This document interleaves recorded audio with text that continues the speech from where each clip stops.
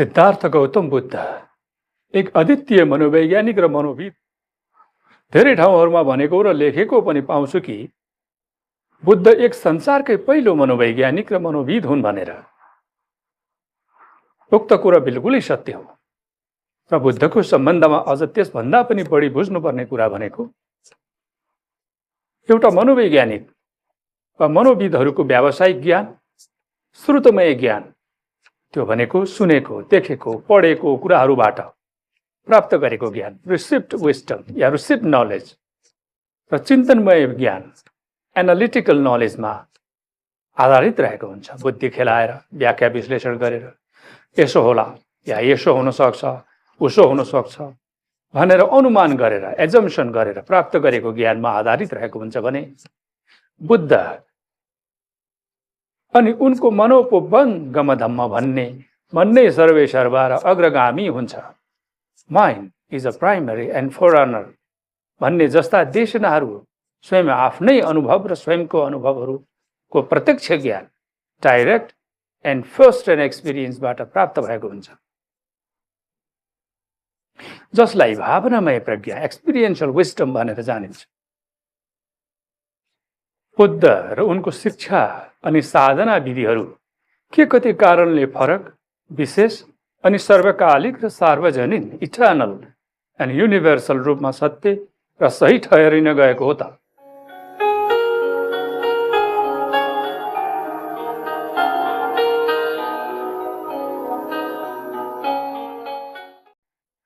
मनोचिकित्सकहरूले व्यक्तिहरूको मनस्थिति, सोच र बोली व्यवहार या उसको व्यक्तित्वमा ल्याउने परिवर्तन र बुद्ध अनि उनको धर्मले ल्याउने तात्विक फरक भनेको एउटा मनोचिकित्सक या साइकियाट्रिस्ट या मनोविद, साइकोथेरापिस्ट र मनोवैज्ञानिक, साइकोलोजिस्टले असामान्य व्यक्तिहरू, एबनर्मल या मनोरोगी र बिरामी मानिसहरूलाई सामान्य या नर्मल बनाउन काममा सहयोग गर्छन् भने बुद्ध उनको शिक्षा र विधिले सामान्य मानिसहरूलाई समेत अति सामान्य या सुपर नर्मल बनाउने काम गर्दछ। र अर्को मुख्य विशेषता भनेको बुद्ध स्वयं आफै नै शान्त, सौम्य, प्रफुल्ल, तेजवान, सन्तुष्ट र प्रगाढ स्मरण क्षमता अनि ज्ञान वैराग्य जस्ता भावनामय प्रज्ञा र आध्यात्मिक आयामहरू, स्पिरिचुअल डाइमेन्सनहरूले युक्त ऐश्वर्यवान, श्रद्धापूर्ण, आकर्षण क्षमताले युक्त हुनुभएको र सम्पूर्ण रूपले जागृत, फुल्ली अवेकेन्ड हुनुहुन्थ्यो भने मनोचिकित्सकहरू, मनोवैज्ञानिकहरू स्वयं आफै शान्त, प्रफुल्ल, उत्साहित, सौम्य, तेजवान, प्रगाढ स्मरण क्षमता, सन्तुष्ट अनि वैराग्य, अनासक्त र तृष्णाहरू क्षय गरिसकेको अनि जागरण र भावनामय प्रज्ञा र आध्यात्मिक आयामले युक्त भएका हुँदैनन्।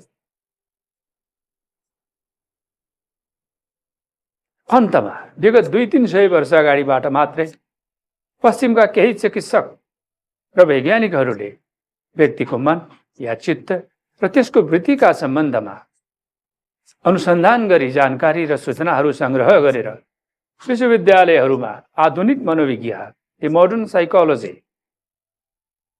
र मनोचिकित्सा, साइकियाट्रिक मेडिसिनका विषयमा अध्ययन र अध्यापन गराउने कार्य भएको थियो। तर शाक्यमुनि बुद्धले भने मन र चित्तको स्वभाव या मूल प्रकृति र त्यसको समाधानका विषयमा 2500 वर्ष अगाडि नै स्वयं जागृत र जानकार भएर मन नै सर्वे सर्व भएको र त्यसलाई नै शुद्ध र परिष्कृत बनाउनमा जोड र बल दिनुपर्ने सल्लाह र सुझाव अनि त्यसका विधि र उपायहरूका बारेमा देशना गर्नुभएको थियो। बुद्धले ध्यानको गहिराइमा प्रवेश गरेर ध्यानकै माध्यमद्वारा व्यक्तिहरूमा आनुवांशिक रूपमै जरा गाडेर बसेको स्वभावहरू जस्तै तृष्णा, क्रेभिङ या आसक्ति या अनुराग, एट्याचमेन्ट, वितृष्णा या घृणा, एभर्सन र भ्रम, डेल्युजन जस्ता दुःखका वास्तविक कारणहरूका बारेमा महसुस गरेर 4 आर्य सत्यहरू, संसारमा जताततै दुःख छ, यो आफ्नै कच्चा र अपरिष्कृत मनको स्वभाव तृष्णा अर्थात् विविध प्रकारका इच्छा र चाहनाहरूको कारणले गर्दा हुन्छ। यसलाई हटाउन सकिन्छ, यसबाट पार पाउन सकिन्छ र त्यसका लागि मुख्य रूपमा 8 प्रकारका आर्य अष्टाङ्गिक मार्गहरूको अनुसरण गर्नु जरुरी हुन्छ। त्यति मात्रै होइन, शाक्य मुनि बुद्धले हामीलाई परिवर्तनशील या नाशवान या नश्वरताको बारेमा पनि सत्य कुराहरूको ज्ञान प्रदान गर्नुभयो। बुद्धले देख्नुभयो कि सबै कुराहरू सधैँ परिवर्तन हुँदै गइरहेका हुन्छन्। केही पनि र कोही पनि सधैँभरि जस्ताको तस्तै एज इट इज रहँदैन र हुँदैनन् पनि।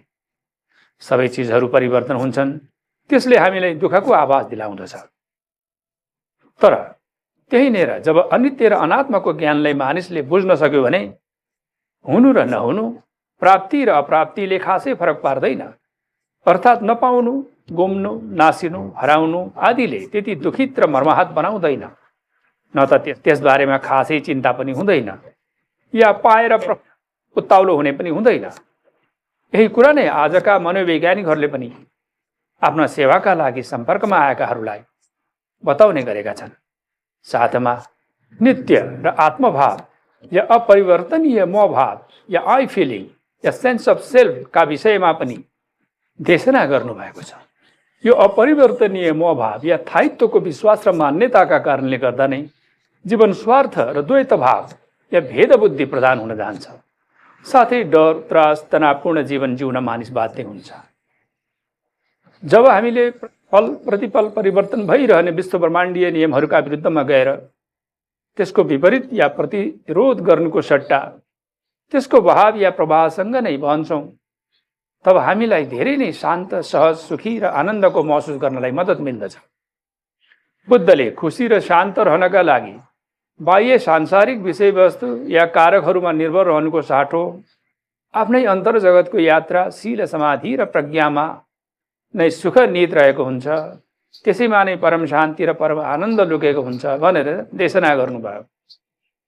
उहाँका शिष्यहरू बुद्धिविलास या बौद्धिक समझ र बुझाइ इन्टलेक्चुअल अन्डरस्ट्यान्डिङ भन्दा पनि या बौद्धिक उहापोहमा भन्दा पनि प्रत्यक्ष अनुभव या भावनामय प्रज्ञा एक्सपिरियन्शियल विस्डममा आधारित रहेका छन्।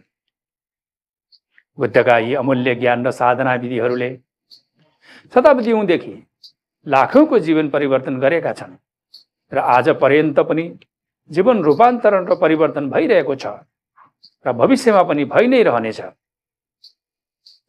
आजलाई यति। सुखी हो तु, सबै सुखी रहन्। भवतु सब मङ्गलम, सबैको मङ्गल होस्।